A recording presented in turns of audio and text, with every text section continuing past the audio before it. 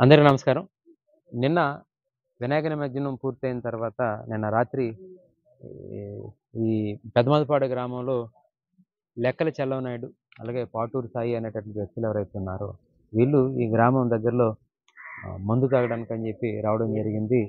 ఈ క్రమంలో వారి మధ్య జరిగినటువంటి ఆల్టర్కేషన్లో చెల్లవనాయుడు అనేటువంటి వ్యక్తిని సాయి అనేటువంటి వ్యక్తి చంపేశారనేది ప్రాథమికంగా వీళ్ళ తాలూకు ఎలిగేషన్.